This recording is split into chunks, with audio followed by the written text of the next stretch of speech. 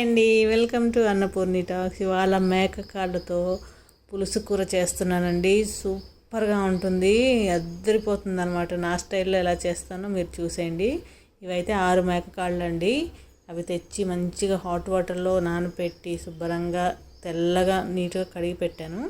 ఇప్పుడు వాటికి సరిపడా 4 లవంగాలు, 4 యాలకులు, 2 ఇంచులు దాల్చిన చెక్క, అల్లం, వెల్లుల్లి ఇవన్నీ రెడీ చేసుకోవాలి. అలానే కొబ్బరి, ఎండు కొబ్బరి అండి, 2 టేబుల్ స్పూన్లు ఎండు కొబ్బరి, ఒక పెద్ద టేబుల్ స్పూన్ గసగసాలు, అలానే 4 పచ్చిమిర్చి, పుదీనా, కరివేపాకు, కొత్తిమీర కట్ చేసి పెట్టుకోవాలి. 2 ఆనియన్స్ ఏమో ఇలా పెద్ద పెద్ద పీసెస్లా కట్ చేసుకోవాలి. 2 ఆనియన్స్ ఏమో ఇలా చిన్న చిన్న ముక్కలుగా కట్ చేసుకొని పెట్టుకోవాలి. ఒక 2 టమాటాస్, మీడియం సైజ్ టమాటాస్ కూడా కట్ చేసుకొని పెట్టుకోవాలి. ఈ టమాటాస్, ఈ పెద్ద ముక్కలుగా కట్ చేసిన ఉల్లిపాయలు కూడా పేస్ట్ లాగా చేసి పక్కన పెట్టేసుకోవాలి. ఒక పెద్ద నిమ్మకాయ సైజ్ అంతా చింతపండు నానబెట్టేసి పెట్టుకోవాలండి. ఇప్పుడు స్టవ్ ఆన్ చేసి ప్యాన్ పెట్టుకొని చెక్క, లవంగ, యాలకులు లైట్గా ఫ్రై చేసుకోవాలి. అలానే గసగసాలు కూడా వేసుకోవాలి. మంచిగా దోరగా వేయించుకోవాలి, ఎక్కడ మాడిపోకుండా చూసుకోవాలి. మంచి స్మెల్ వచ్చేలాగా, మంచిగా కలర్ వచ్చే విధంగా ఫ్రై చేసుకోవాలి. దాంట్లోనే ఈ కొబ్బరి కూడా వేసేసుకొని బాగా ఫ్రై చేసుకోవాలన్నమాట. ఈ కొబ్బరి, గసగసాలు మాత్రం అస్సలు మిస్ చేయొద్దు, ఇవి ఖచ్చితంగా ఉండాల్సిందే. చూసారు కదా, మంచిగా గోల్డెన్ బ్రౌన్ కలర్ వచ్చేంత వరకు ఫ్రై చేసుకున్నాను. వీటిని ఒక మిక్సీ జార్లో వేసుకొని బాగా మెత్తగా పేస్ట్ చేయాలన్నమాట. దీంట్లోనే మనం ఇప్పుడు 2 టీ స్పూన్ల జీలకర్ర పొడి, అలానే 2 టీ స్పూన్ల ధనియాల పొడి కూడా వేసుకోవాలి. ఇవి కూడా ధనియాలు ఉంటే ధనియాలు, జీలకర్ర పొడి కూడా వేసేసుకోవచ్చు. నేను ఇవి పొడులు ఉన్నాయి కాబట్టి అందుకని నేను వేయలేదన్నమాట. ఇవి డైరెక్ట్గా మనం వేసేసుకొని ఇప్పుడు మిక్సీలో వేసుకొని కొంచెం వాటర్ వేసుకొని ఇలా మెత్తగా పేస్ట్ చేసుకొని పక్కన పెట్టుకోవాలి.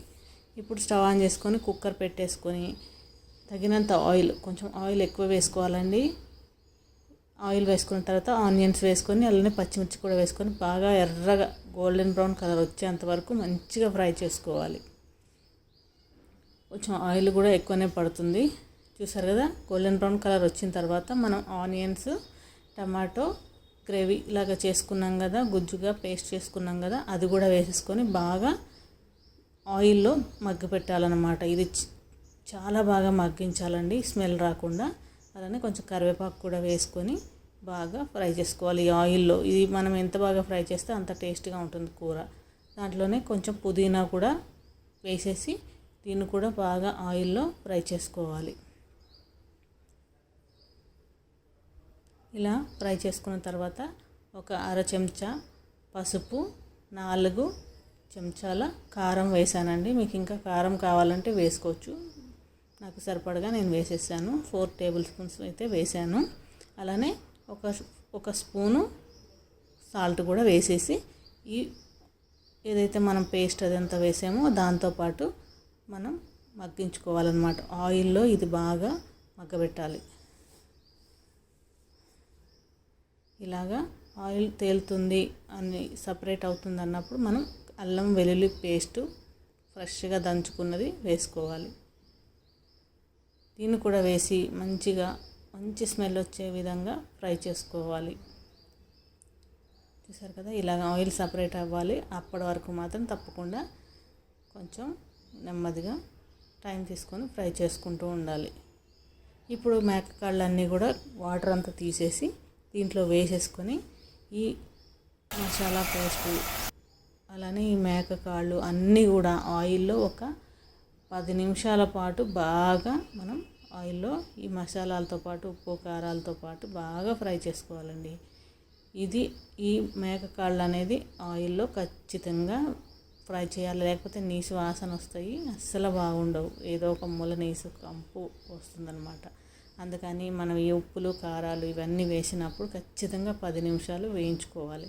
దాని తర్వాత ఏదైతే మనం గసగసాలు, కొబ్బరి, ఈ మసాలాలు అవన్నీ ఫ్రై చేసుకొని పేస్ట్ చేసుకున్నాం కదా, అవి కూడా వేసేసుకొని బాగా కలుపుకొని ఒక 5 నిమిషాల పాటు మగ్గించుకోవాలి.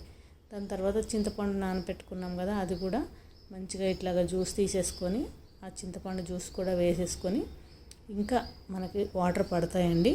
ఒకసారి బాగా కలుపుకొని ఎంత వాటర్ కావాలో అంత వేసేసి బాగా కింద నుంచి మొత్తం ఇది కూడా అడుగంటకుండా బాగా కలిపేసుకోవాలన్నమాట.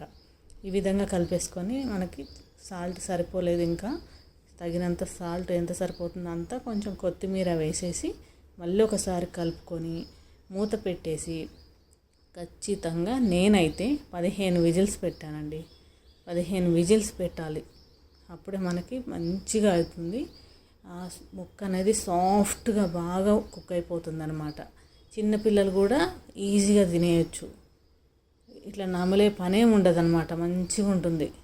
చూసారు కదా, అయిపోయింది. ఇది ఇంకొంచెం స్టవ్ ఆఫ్ చేసినాక 10-15 నిమిషాల్లో ఇంకా బాగా దగ్గరకు అయ్యి ఇట్లా మంచిగా గుజ్జు గుజ్జులాగా అవుతుందన్నమాట, ఆయిల్ అంతా పైకి తేలి.